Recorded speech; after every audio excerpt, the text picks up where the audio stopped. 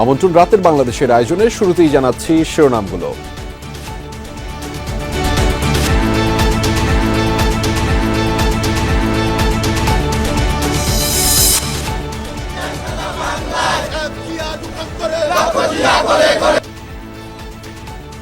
জন্মবার্ষিকীতে জিয়ার সমাধিতে বিএনপির নেতাকর্মীদের শ্রদ্ধা, ফ্যাসিস্টরা যেন দলে ভিড়তে না পারে নির্দেশ তারেক রহমানের।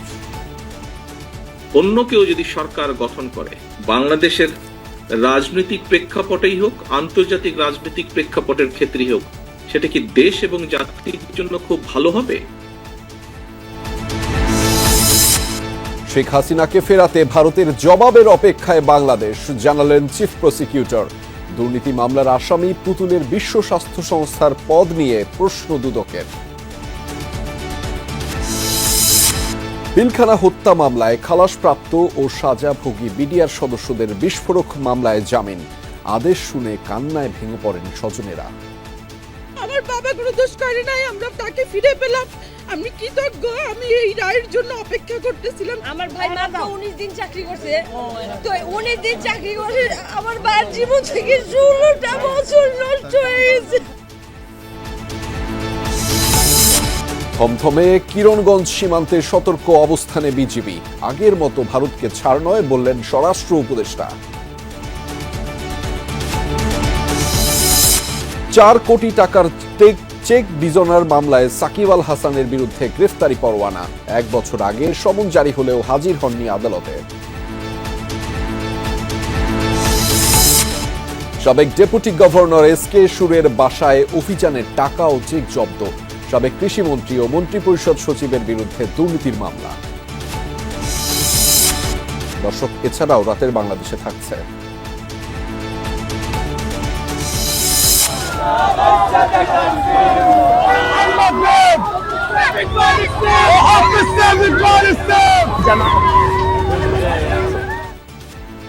পনেরো মাসেরও বেশি সময় পর অবশেষে গাজায় যুদ্ধবিরতি কার্যকর, ফিলিস্তিনিদের উল্লাস, বাড়ি ফিরতে শুরু করেছেন বাস্তুচ্যুতরা।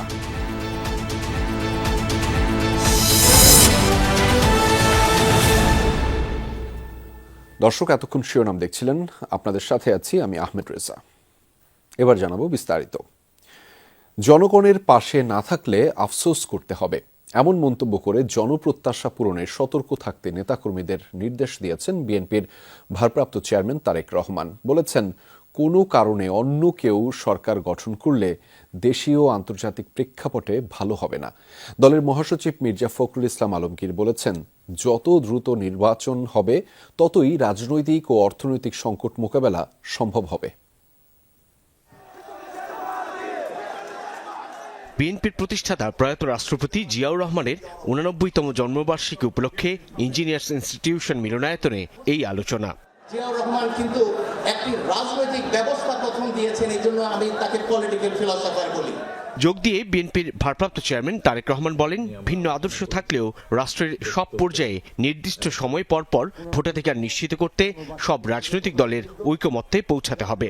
এবং শুধু এটা আমাদের এক্সপেকটেশন বা আশা না, এই অধিকারটিকে বঞ্চিত করা হয়েছিল গত 1 যুগেরও বেশি সময় ধরে, এবং এই অধিকারকে প্রতিষ্ঠিত করার পক্ষে বাংলাদেশের প্রত্যেকটি মানুষ সচেতন, প্রত্যেকটি গণতান্ত্রিক মানুষ। কি সেটি ভোটের অধিকার।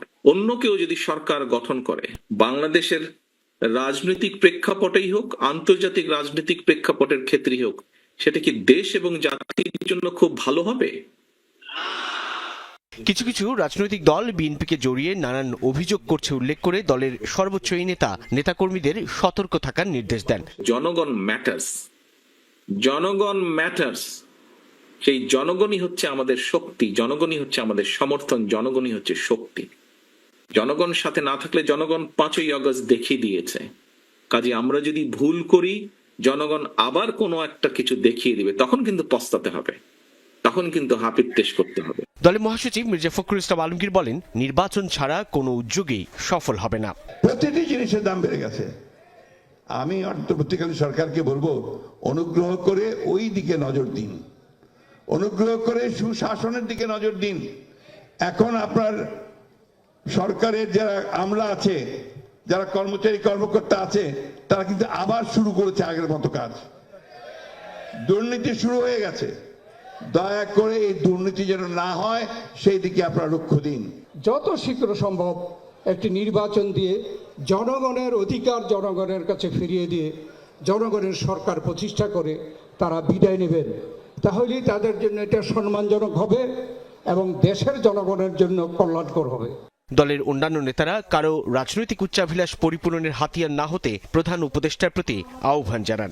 যদি সংস্কার লাগে সংস্কার করতে হন, কিন্তু সংস্কার খেলা যেন আমরা না করি। ঐতিহাসিক গণ অভ্যুত্থানকে স্মরণীয় করে রাখার জন্য 5ই আগস্টে আপনি সংসদ নির্বাচনের আহ্বান করতে পারেন। আপনাদের প্রধান কাজ হলো একটি নির্বাচিত সরকারের কাছে দায়িত্ব হস্তান্তর করা। মায়ের কোল খালি করেছে তাদের বিচার করুন, আর এই দেশের অর্থ সম্পদ যারা বিদেশে পাচার করেছে সেটি দেশে ফিরিয়ে আনার চেষ্টা করেন। এই প্রোক্লামেশন, এই মিশন, ওই মিশন, এগুলো জনগণের কাজে লাগবে না। ফ্যাসিবাদ বিরোধী জাতীয় ঐক্য ফাটলের নানা তৎপরতা চলছে বলেও অভিযোগ করেন বিএনপি নেতারা। সততার কোনো বিকল্প নাই। সাইফুদ্দিন রবিন, যমুনা নিউজ, ঢাকা। বিএনপির প্রতিষ্ঠাতা জিয়াউর রহমানের জন্মবার্ষিকীতে তার সমাধিতে শ্রদ্ধা নিবেদন করেছেন দলটির নেতাকর্মীরা।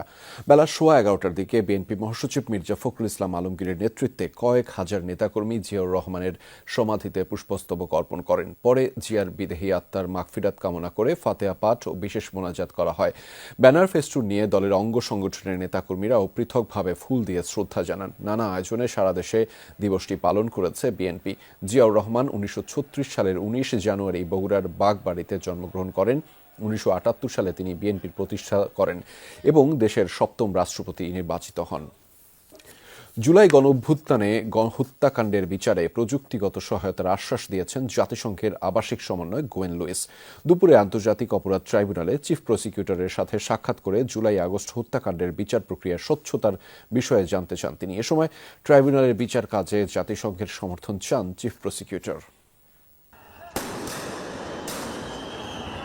জুলাই আগস্ট হত্যাকাণ্ডের বিচারে আন্তর্জাতিক অপরাধ ট্রাইব্যুনালের কার্যক্রম শুরুর পর এই প্রথম চিফ প্রসিকিউটর কার্যালয়ে এলেন জাতিসংঘের আবাসিক সমন্বয়ক গোয়েন লুইস।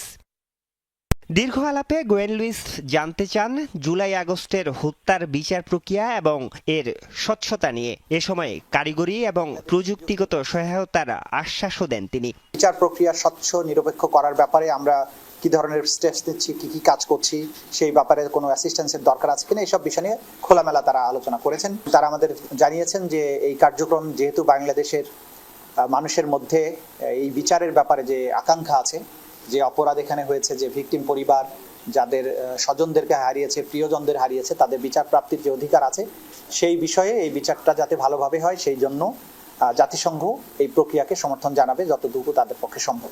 আন্তর্জাতিক অপরাধ ট্রাইব্যুনালে বিচার কাজ শুরুর পর জুলাই গণ অভ্যুত্থানে হত্যাকাণ্ডের ঘটনায় 150 শতাধিক অভিযোগ জমা পড়েছে চিফ প্রসিকিউটর কার্যালয়ে।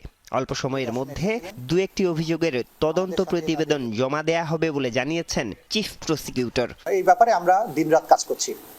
অগ্রগতি তো অবশ্যই আছে, অগ্রগতি আছে বলেই তো আমরা আশাবাদ ব্যক্ত করেছি যে আমরা চার্জশিট দিতে পারবো, বা চার্জশিট বা পুলিশ রিপোর্ট, তদন্ত রিপোর্ট সেটা আসবে, চলমান আছে। আশা করছি আমরা একটা দ্রুততম সময়ের মধ্যে অন্তত 2-1টা মামলার প্রতিবেদন আমরা পেয়ে যাব। শেখ হাসিনাকে ফেরানোর ব্যাপারে দিল্লির জবাবের অপেক্ষায় আছে ট্রাইব্যুনাল। কোনো উত্তর না পেলে আইন তার নিজস্ব গতিতে চলবে বলেন চিফ প্রসিকিউটর। আমরা তো কয়েক ধাপে আসলে রিপোর্ট দিতে হবে। আরিফুর রহমান সবুজ, যমুনা নিউজ, ঢাকা। দুর্নীতি মামলার আসামি শেখ হাসিনা কন্যা সাইমা ওয়াজেদ পুতুলের বিশ্ব স্বাস্থ্য সংস্থার আঞ্চলিক পরিচালক পদে থাকার যৌক্তিকতা নিয়ে প্রশ্ন তুলেছে দুদক। এ বিষয়ে প্রয়োজনীয় ব্যবস্থা নিতে পররাষ্ট্র মন্ত্রণালয়ে চিঠি দিচ্ছে সংস্থাটি। এদিন সাবেক কৃষিমন্ত্রী আব্দুস শহীদ ও সাবেক মন্ত্রিপরিষদ সচিব কবির বিন আনোয়ারের বিরুদ্ধে অবৈধ সম্পদ অর্জনের অভিযোগে মামলা করেছে দুদক। পূর্বাচল প্রকল্পে অবৈধভাবে রাজুকের 10 কাঠা প্লট জালিয়াতির ঘটনায় দুদকের মামলায় আসামি সাইমা ওয়াজেদ পুতুল, আর হুকুমের আসামি তার মা ও সাবেক প্রধানমন্ত্রী শেখ হাসিনা। এমন মামলায় কিভাবে বিশ্ব স্বাস্থ্য সংস্থার আঞ্চলিক পরিচালকের দায়িত্বে থাকেন তা জানতে এবার পররাষ্ট্র মন্ত্রণালয় চিঠি দিয়েছে দুদক। সংস্থাটির মহাপরিচালক জানান, তদন্তের স্বার্থে চিঠি দেওয়া হচ্ছে একাধিক দপ্তরে। সাইমা ওয়াজেদ পুতুলের যেই নিয়োগ সংক্রান্ত বিষয়ে এটা অনুসন্ধান কার্যক্রম শুরু হয়েছে। যেখানে যেখানে থেকে তথ্যাদি পাওয়া যাবে সেই সব দপ্তরে পত্র যোগাযোগ করবেন, ঘটনাস্থল পরিদর্শন করবেন, অভিযোগ প্রমাণে সহায়ক যারা থাকবেন তাদের সকলকে তাদের বক্তব্য গ্রহণ করা হবে। এদিন 23 কোটি টাকার অস্বাভাবিক লেনদেনের ঘটনায় সাবেক মন্ত্রিপরিষদ সচিব কবির বিন আনোয়ার ও তার স্ত্রীর বিরুদ্ধে মামলা করেছে দুদক। সরকারি কর্মচারী হিসাবে বিবিধ দুর্নীতি ও ক্ষমতার অপব্যবহারের মাধ্যমে জ্ঞাত আয়ের উৎসের সাথে অসঙ্গতিপূর্ণ 2,84,00,000 টাকারও বেশি সম্পদ অর্জন ও দখলে রাখা সহ 9টি ব্যাংক হিসাবে 15 কোটি টাকারও বেশি অস্বাভাবিক ও সন্দেহজনক লেনদেনের মাধ্যমে অপরাধলব্ধ অবৈধ অর্থ হস্তান্তর, স্থানান্তর এবং রূপান্তর করার অপরাধ প্রাথমিকভাবে প্রমাণিত হয়। সন্দেহজনক লেনদেন ও অবৈধ সম্পদ অর্জনের অভিযোগে মামলা হয়েছে সাবেক কৃষিমন্ত্রী আব্দুস শহীদ ও তার স্ত্রীর বিরুদ্ধে। বিবিধ দুর্নীতি ও ক্ষমতার অপব্যবহারের মাধ্যমে। রাজীব আহমেদ, যমুনা নিউজ, ঢাকা। বিডিআর হত্যা মামলায় খালাস পাওয়া 2 শতাধিক আসামি বিস্ফোরক মামলায় জামিন পেয়েছেন। আজ ঢাকার বিশেষ ট্রাইব্যুনাল 2 এর বিচারক ইব্রাহিম মিয়ার আদালত তাদের জামিন দেন। আইনজীবীরা জানিয়েছেন, খালাস পাওয়া বা সাজা ভোগ শেষেও তারা দীর্ঘদিন ধরে কারাগারে ছিলেন। এখন তাদের মুক্তিতে কোনো বাধা নেই। এক্ষেত্রে হত্যা মামলায় যারা নিম্ন ও উচ্চ আদালত থেকে খালাস পেয়েছেন তারাই জামিন পাবেন বলে আদেশ দিয়েছেন বিচারক।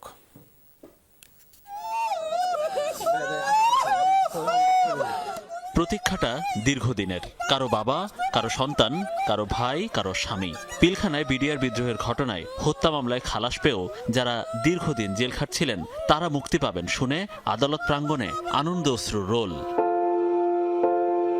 জুলাই বিপ্লবের পর নানা কারণে 5 দফা পিছিয়ে দেওয়া হয় বিডিআর বিদ্রোহের ঘটনায় বিস্ফোরক মামলায় জামিন ও সাক্ষ্য গ্রহণের শুনানি।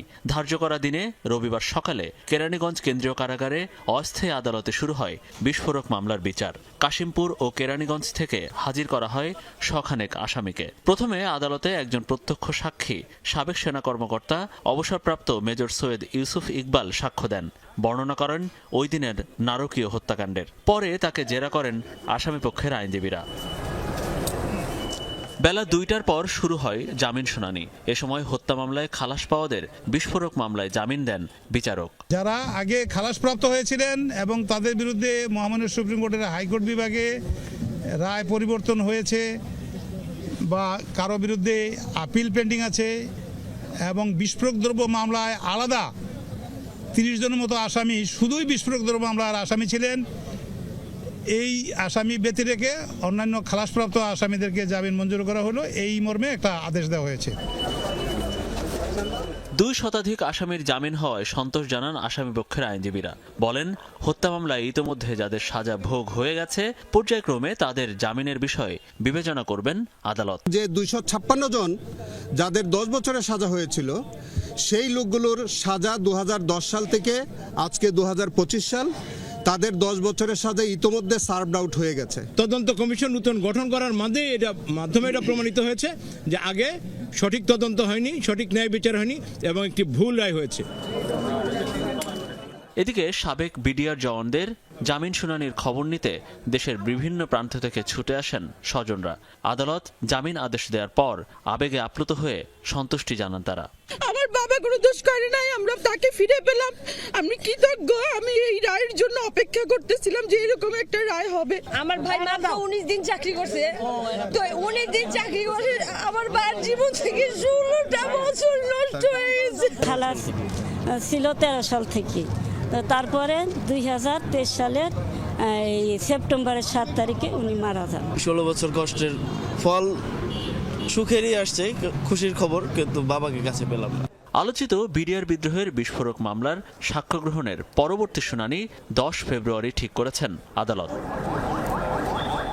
মনিরুল ইসলাম, যমুনা নিউজ, ঢাকা। সীমান্তে অধিকার রক্ষায় প্রয়োজনে রক্ত ঝরবে, কিন্তু দেশের সীমানা সুরক্ষিত থাকবে বলে জানিয়েছেন স্বরাষ্ট্র উপদেষ্টা অবসরপ্রাপ্ত লেফটেন্যান্ট জেনারেল মোহাম্মদ জাহাঙ্গীর আলম চৌধুরী। বলেছেন, আগের মতো ভারতকে ছাড় দিচ্ছে না বাংলাদেশ। পূর্বের সরকার সীমান্ত নিয়ে কোনো কথা বলেনি, এখন পদক্ষেপ নেওয়া হচ্ছে বলেই উত্তেজনা, আলোচনা।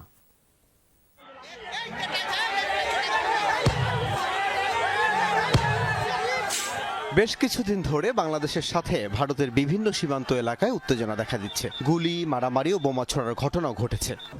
এবং সিনিয়র সচিব রাজধানীর তেজগাঁওয়ে ভূমি অফিসে ১৩৭তম সার্ভে ও সেটেলমেন্ট প্রশিক্ষণ শেষে কর্মকর্তাদের মাঝে সনদ বিতরণ অনুষ্ঠানে বাংলাদেশ ভারত সীমান্ত নিয়ে কথা বলেন স্বরাষ্ট্র উপদেষ্টা। বলেন, প্রতিবেশী দেশ বাংলাদেশের সীমান্ত আইন লঙ্ঘন করলেও আগের সরকার চুপ থাকতো, এখন সেটা হচ্ছে না।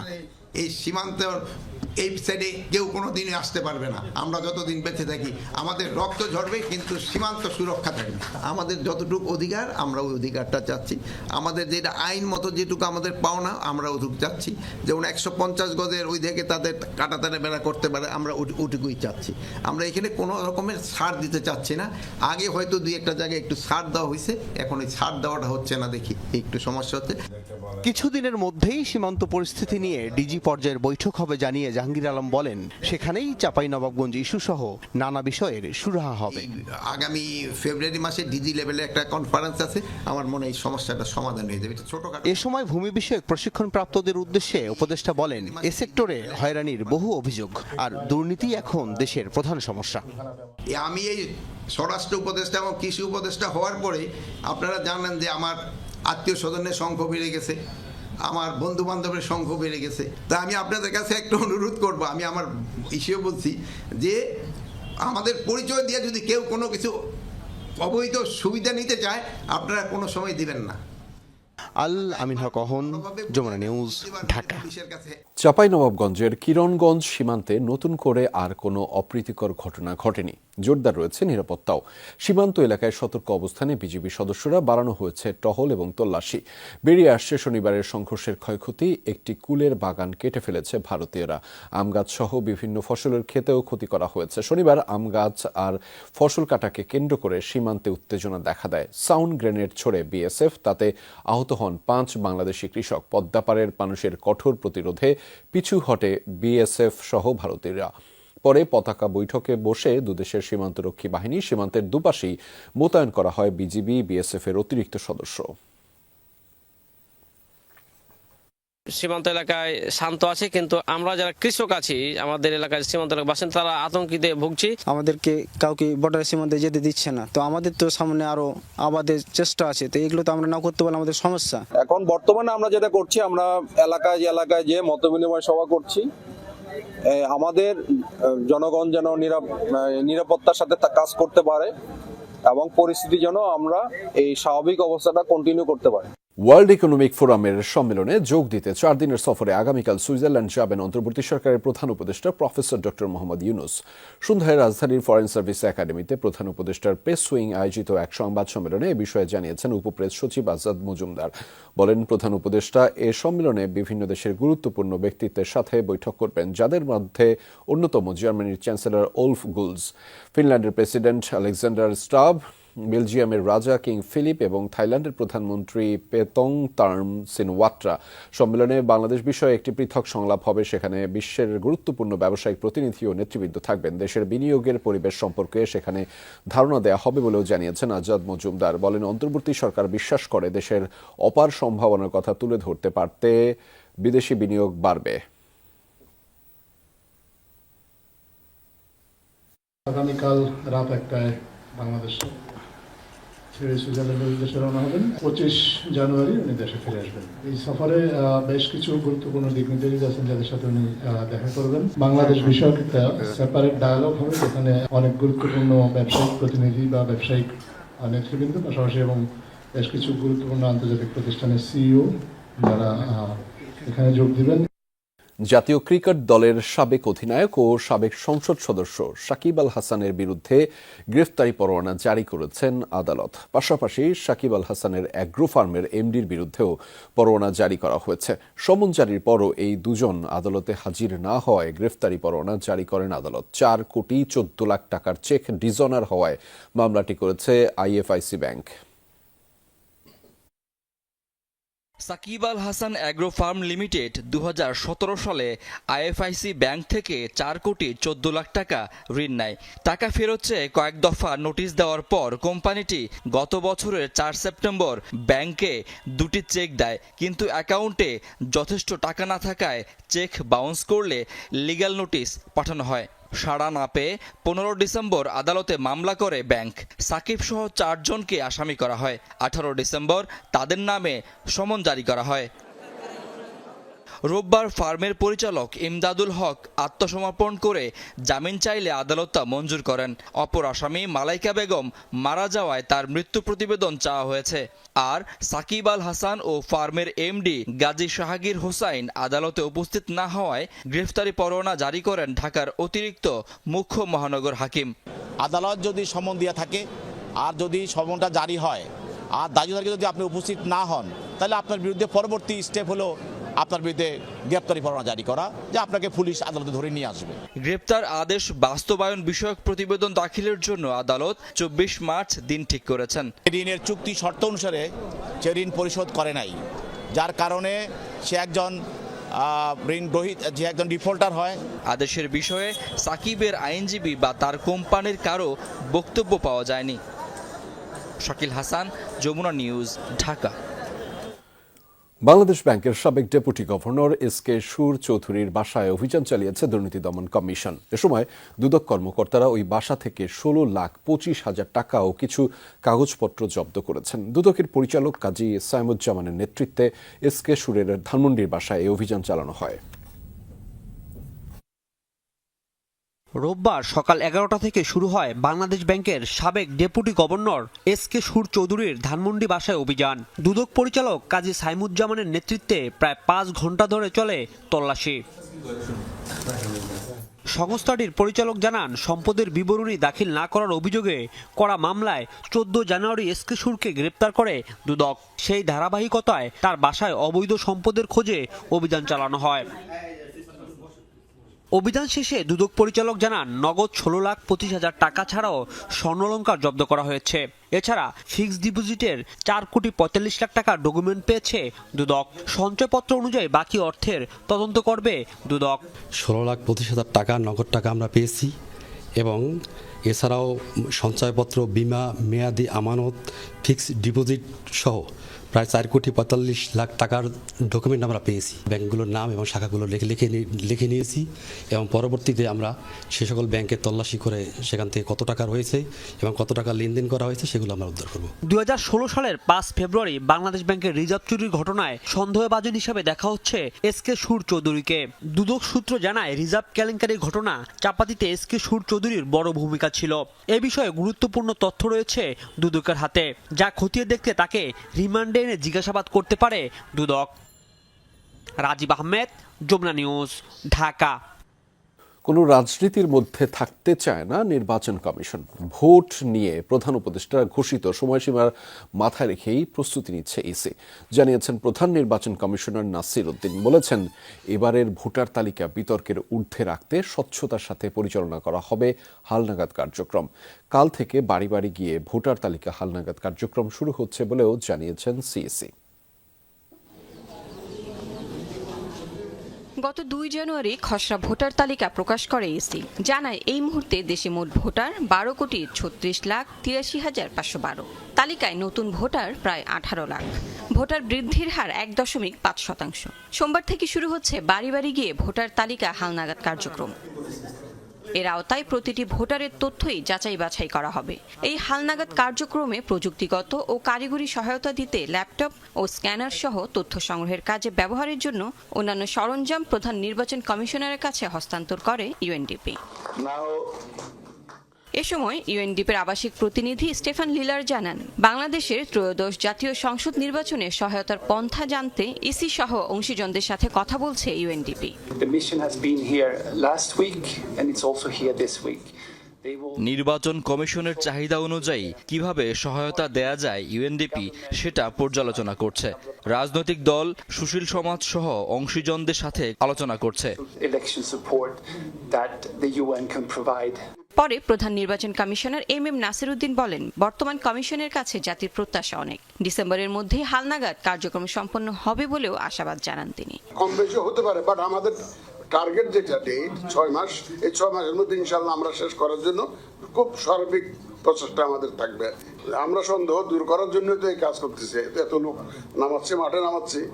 এখন আর আমরা তো নিশ্চয়ই আমরা আশাবাদী যে এটা সব ধরনের সন্দেহ দূর হবে ইনশাল্লাহ। This new commission is now fully committed to ensure a free, fair and credible election. চলতি বছরের জুলাইয়ের মধ্যে নির্বাচন চায় বিএনপি। এই বিষয়ে সিইসি জানান, কোনো রাজনৈতিক বক্তব্য বিবেচনায় নেওয়া হচ্ছে না, কেননা রাজনীতির ভেতরে ঢুকতে চায় না নির্বাচন কমিশন, কাজ করবে আইন মেনেই। রাজনৈতিক বক্তব্য মধ্যে আমরা ঢুকতে চাই না, আমরা রাজনীতির মধ্যে ঢুকতে চাই না। আমরা আইন কানুন বিধিবিধান সিস্টেমের মধ্যে থাকবো, একদম ক্লিন স্লেট, একদম মাননীয় প্রধান উপদেষ্টার ঘোষিত যে টাইম ফ্রেম, ওটাকে মাথায় রেখে আমরা কাজ করছি। ভোটার তালিকা হালনাগাদে সারা দেশে কাজ করবেন 65,000 কর্মকর্তা কর্মী। এই কার্যক্রম চলবে 3 ফেব্রুয়ারি পর্যন্ত। লাভলি বিথি, যমুনা নিউজ, ঢাকা। দীর্ঘ 15 মাসের আগ্রাসন শেষে অবশেষে গাজায় কার্যকর হলো যুদ্ধবিরতি। প্রায় 3 ঘন্টা বিলম্বের পর স্থানীয় সময়ে রোববার বেলা 11:15 থেকে শুরু হয় যুদ্ধবিরতি। নজিরবিহীন আনন্দ উল্লাসে রূপ নেয় গাজার পথ প্রান্তর। আবেগঘন উদযাপনের মধ্য দিয়ে 1 বছরেরও বেশি সময় ধরে চলা বর্বরতাকে বিদায় জানান ফিলিস্তিনিরা।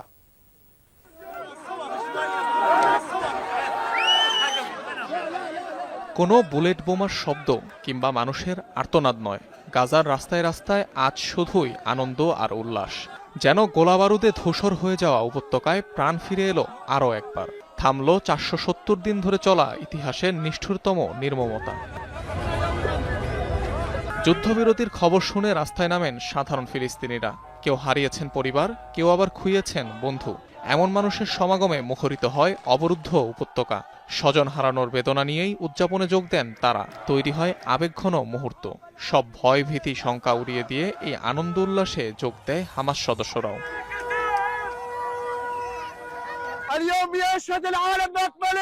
আজ আমরা উত্তরে ফিরছি, গোটা পৃথিবী এটার সাক্ষী। কাল আমরা ফিলিস্তিনি ভূখণ্ডের প্রত্যেক ইঞ্চিতে ইঞ্চিতে ফিরতে পারবো ইনশাল্লাহ। আমরা ইয়াফা, হাইফা, রামলাতে ফিরব। আল্লাহ চাইলে উদযাপন করতে করতে আমরা জেরুজালেমেও ফেরত যেতে পারবো। কেউ আমাদের পরাজিত করতে পারবে না, কেউ দমাতে পারবে না। আমরা ধৈর্যশীল। সত্যি বলতে এটা অবর্ণনীয় অনুভূতি। এটা আমাদের হৃদয় থেকে আসছে। শহীদদের পরিবারকে বলতে চাই, আল্লাহ আপনাদেরকে ধৈর্য দিক। আল্লাহর কাছে শুকরিয়া জানাই। দীর্ঘ 15 মাস মৃত্যু, ক্ষুধা, রোগের সাথে যুদ্ধ। ইসরায়েলি বাহিনীর আগ্রাসনে সরে যেতে হয়েছে অন্যত্র, তবুও ছাড়েননি জন্মভূমি। যুদ্ধবিরতি কার্যকরের পর এবার নিজ বাসাতে ফিরতে শুরু করেছে ফিলিস্তিনিরা। ধ্বংসস্তূপ সরিয়েই খুঁজে ফিরছে কোনো কিছু অবশিষ্ট রয়েছে কিনা। যুদ্ধবিরতির খবর শুনেই ব্যাগ গোছানো শুরু করেছি। বাড়ি না থাকলে সেখানে তাঁবু টাঙিয়ে থাকবো, কিন্তু তাও নিজের ভিটেতে ফিরে যাব। আল্লাহর কাছে দোয়া করি আর যেন ঘর ছাড়তে না হয়। এখন একটু নিশ্চিন্তে থাকতে চাই। পরিবারের বেশিরভাগ মানুষ উত্তরেই থাকতো। যুদ্ধ শুরুর পর কে কোন দিকে চলে গেছে জানি না। দ্রুতই সেখানে ফিরতে চাই, যেন ওদের মুখ আবারও দেখতে পাই। জানি আমার বাড়িটা আর নেই, কিন্তু তাও সেখানেই শান্তি। চুক্তি অনুযায়ী রোববার স্থানীয় সময় 8:30টায় যুদ্ধবিরতি কার্যকর হওয়ার কথা, কিন্তু কারিগরি কারণে মুক্তি পেতে যাওয়া জিম্মিদের তালিকা ইসরায়েলে পাঠাতে দেরি করে হামাস, যে কারণে এই বিলম্ব। 3 ধাপে বাস্তবায়িত হবে যুদ্ধবিরতি ও জিম্মি মুক্তি চুক্তি। প্রথম ধাপে উপত্যকা থেকে সরে গিয়ে বাফার জোনে অবস্থান নেবে ইসরায়েলি সেনারা। বিনিময়ে মুক্তি দেয়া হবে হামাসের কাছে আটক জিম্মিদের। অন্যদিকে প্রতি ইসরায়েলি জিম্মির বিনিময়ে 30 থেকে 50 ফিলিস্তিনি বন্দীকে মুক্তি দিবে ইসরায়েল। সব ঠিক থাকলে তৃতীয় ধাপে গড়াবে যুদ্ধবিরতি। গাজার পুনর্গঠন আর স্থায়ী যুদ্ধবিরতি বাস্তবায়নে নেওয়া হবে এ পদক্ষেপ।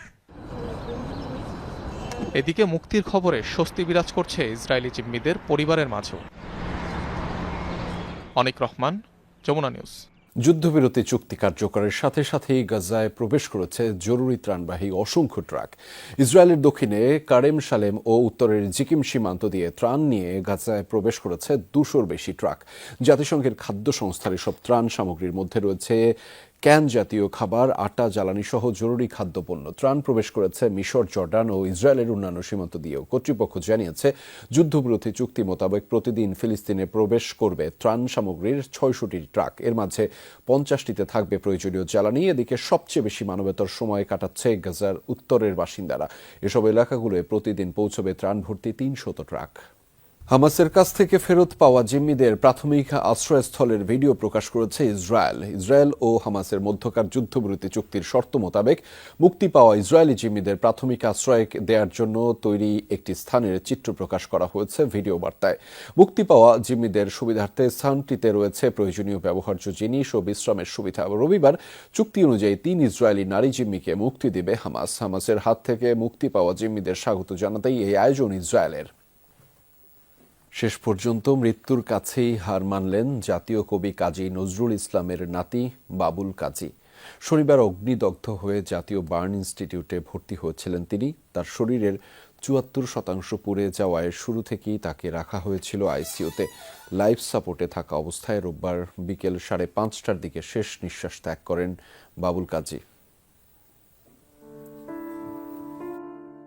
বাবুল কাজীর শরীরের ৭৪% দগ্ধ হয়েছিল, পুড়ে গিয়েছিল শ্বাসনালীও। গুরুতর আহত অবস্থায় তাকে জাতীয় বার্ন ও প্লাস্টিক সার্জারি ইনস্টিটিউটে আইসিইউতে ভর্তি করা হয়। পরে নেওয়া হয় লাইফ সাপোর্টে। রোববার বিকালে না ফেরার দেশে পাড়ি জমান জাতীয় কবি কাজী নজরুল ইসলামের নাতি। দোয়া করেন উনি যেন ব্যস্ত নসিব করে ওনাকে।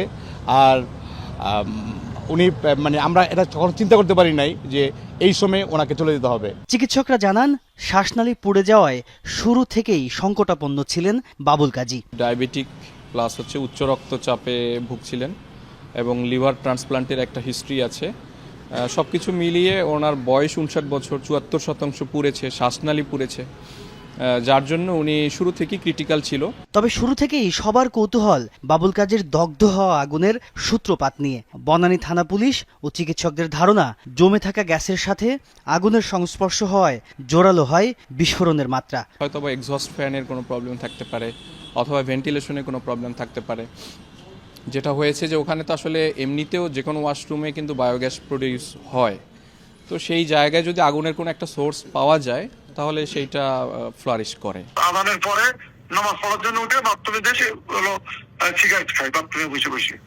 এবং তার বাথরুমের ভিতরে আমরা আমার মেয়েটি ভিডিও করছিলাম তদন্ত, সেখানে তার একটা চাঙানো যে সেখানেও সিগারেট আছে।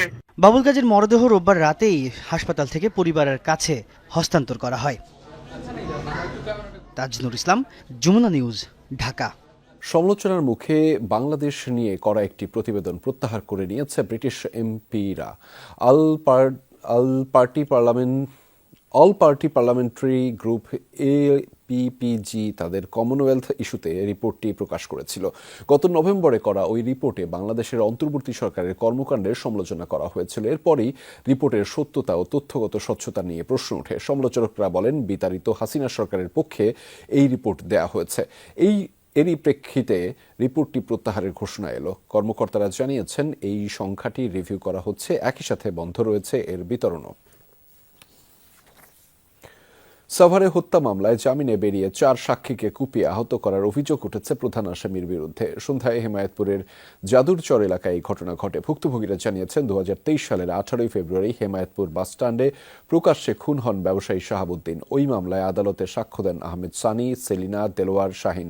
সম্প্রতি মামলার প্রধান আসামি ফয়সাল জামিনে বের হন। আজ সন্ধ্যায় ফয়সাল সহ 10 থেকে 12 জন 4 সাক্ষীকে এলোপাথারি কুপিয়ে আহত করে। আহতদের হাসপাতালে ভর্তি করা হয়েছে।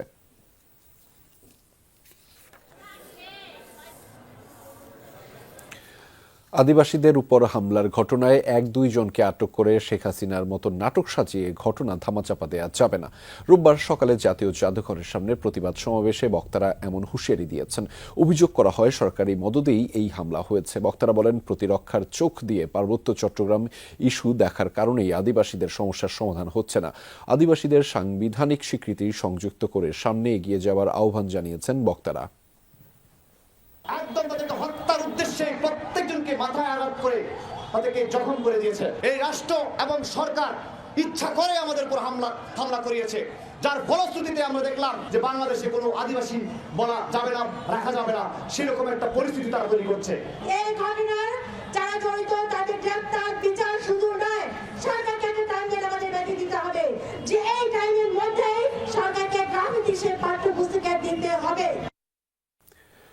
ঢাকা ইন্টারন্যাশনাল ফিল্ম ফেস্টিভ্যালে সেরা সিনেমার পুরস্কার জিতে নিয়েছে মেহজাবিন চৌধুরী অভিনীত প্রিয় মালতী। 23তম এই আসরের সমাপনী অনুষ্ঠানে এই পুরস্কার তুলে দেন সংস্কৃতি উপদেষ্টা মুস্তফা সারোয়ার ফারুকী। পুরস্কার গ্রহণ করেন সিনেমাটির নির্মাতা শঙ্খ দাশগুপ্ত। এছাড়া এদিন এশিয়ান প্রতিযোগিতা বিভাগ, Bangladesh panorama, children's film, spiritual films, women's film সেশনের পুরস্কার ঘোষণা করা হয়। নান্দনিক চলচ্চিত্র, মননশীল দর্শক, আলোকিত সমাজ স্লোগান নিয়ে গত 11 জানুয়ারি শুরু হয়েছিল এই চলচ্চিত্র উৎসব। আমাদের মধ্যে এই সাংস্কৃতিক ধারণাটা এখনো তৈরি হয়নি যে একটা ফিল্ম ফেস্টিভ্যাল একটা দেশের কালচারাল ডিপ্লোমেসির জন্য কতটা গুরুত্বপূর্ণ হয়ে উঠতে পারে, সেই কাজটার দিকে আমরা নজর দেইনি। আমি মঞ্চে যেমন বলছিলাম যে আমরা তো মাত্র অল্প দিনের জন্য এসেছি, ফলে এই অল্প কদিনে দিন অল্প, কিন্তু আমাদের হাতে কাজ প্রচুর। দর্শক, এই ছিল রাতের বাংলাদেশের আয়োজনে। এতক্ষণ আমাদের সাথে থাকার জন্য আপনাদের সবাইকে ধন্যবাদ।